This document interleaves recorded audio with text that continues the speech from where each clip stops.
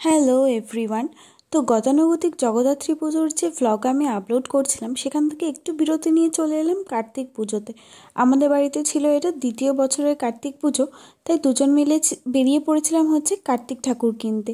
তার আগে একটু ফুচকা খাচ্ছিলাম। তো চলো দেখা যাক যে কীরকম কার্তিক ঠাকুর পাই আর না পাই, আর কোনটা কিনলাম তোমাদেরকে তো অবশ্যই দেখাবো। যেহেতু একদম আগের দিন গেছি, খুব বেশি দোকান আমার চোখে পড়েনি।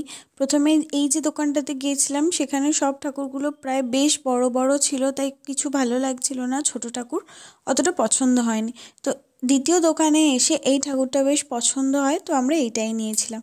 আর অন্য একটা দোকান থেকে এটা একটা পাথরের মূর্তি, গণেশের একটা মূর্তিও নিলাম, কারণ আমাদের বাড়ির ঠাকুরের সুরটা আর কি ভেঙে গিয়েছিল, তো সেই কারণে। এই দোকানটাতে না খুব সুন্দর একটা লক্ষ্মীনারায়ণের মূর্তি ছিল, এই যে এই দেখো, আর পাশেই ছিল একটা কৃষ্ণেরও মূর্তি। বলো তো কেমন? পুজোর জোগাড় করতে আমি বসেছি। এখানে আমি আপেল কেটে নিয়েছি, এখানে পেয়ারা কাটছি, এখানে ফলগুলো আমি জলেতে ভিজতে দিলাম। এখানেও নৈবেদ্য করবো, তো তাই জন্য চাল, এখানে চাল, মুগ ডাল, 5 কড়াই সব ভিজতে দিয়েছি। এখানেও ঠাকুরের সমস্ত কিছু জোগাড়জাত চলছে। আর চলো করতে থাকি, তারপর দেখা হচ্ছে। আগের দিন রাতে তো তোমাদেরকে দেখালামই যে কোন কার্তিকটা কিনেছি। আর চলো এবার সবাই মিলে একসাথে পুজোর জোগাড়টাও করে নিই। আর আমি ফলটা কাটতে কাটতে ভাবছিলাম যে দেখতে দেখতে 2 বছর হয়েও গেল। আর যেহেতু এখন নিজের রান্নাঘরের কাজই আমি বঁটিতে কিছুই পারি না করতে, তো সেই জন্য ঠাকুরের জন্য এই একটা কাটার আর একটা ছুরি আমি আনিয়েছি। জাস্ট এই ট্রিক্সটা দেখাবো বলে মানে নৈবেদ্যটা সাজানোর সময় ভিডিওটা অন করলাম, নাহলে অসুবিধা হবে অবশ্যই এক হাতে, তাও চেষ্টা করছি যাতে তোমরা বুঝতে পারো। প্রথমে একটা এরকম স্টিলের ছোট খুন্তি বা সমান টাইপের কিছু একটা জিনিস নিয়ে নিতে পারো।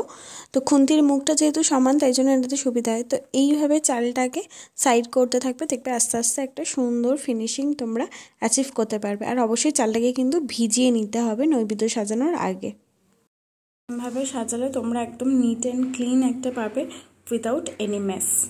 একটু লেট হয়ে গিয়েছিল, তো সেই কারণে আমি পুরোটা ক্যাপচার করতে পারিনি, আমি জাস্ট দেখিয়ে দিচ্ছি। এটা হচ্ছে মুগের ডালের, এটা চাল 5টা, এটা একটা। আর ফলগুলোকে আমি এটার মধ্যে রেখে দিয়েছি। আর এখানে আমি কার্তিকের জন্য কিছু স্ন্যাক্স, চকলেটস এই সমস্ত কিছু দিয়েছি, 2টো খেলনা দিয়েছি। এটা হচ্ছে পুষ্পপত্র সাজিয়েছি, এটা প্রদীপ, এটা আরতির জন্য। কর্পূরটা এখনও দেওয়া হয়নি। ঠাকুরমশাই এসে ডাবটা ঘটে দিয়ে এই কাপড়টা দেবে। আর এই হচ্ছে আমার কার্তিক। আমাদের দুজনের কার্তিক পুজোর সাজটা একবার ঝট করে দেখে নাও। এটা হলো ওর লুক আর এটা হলো আমার লুক। তো আমাদের বাড়িতে ঠাকুরমশাই সেদিনকে বিকেল 4:30টার সময় চলে এসেছিলেন। সমস্ত জোগাড় কেমন হয়েছে সেটাকে দেখে নিয়ে তারপরে বাকি যেটুকু যা করার ছিল সেটুকু উনি করে নিচ্ছিলেন। আমাদের বাড়িতে সেদিনকে 2 ভাইয়ের একসাথে পুজো হলো। এই যে গণেশকেও এখানে প্রতিষ্ঠা করা হবে, তো তার আগে তাকে স্নান করানো হবে।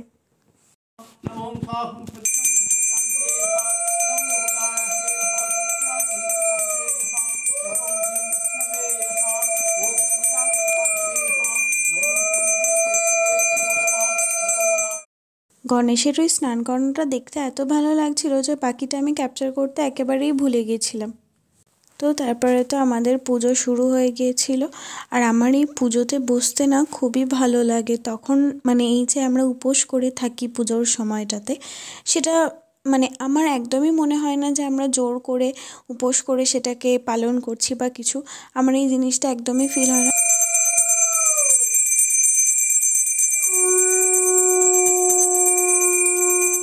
তারপরে তো পরের দিন সকালের জন্য দধিকর্মা দিতে আসবে ঠাকুরমশাই, তো সে কারণে আমি একটু চিড়ে মুরগি আর একটা চালের নৈবেদ্য করতে বলেছিল, সেটা করে নিয়েছিলাম। তো এইভাবেই সম্পন্ন হলো আমাদের এবছরের মতো কার্তিক পুজো। ভ্লগটা কেমন লাগলো অবশ্যই তোমরা কমেন্টে জানিও। টাটা।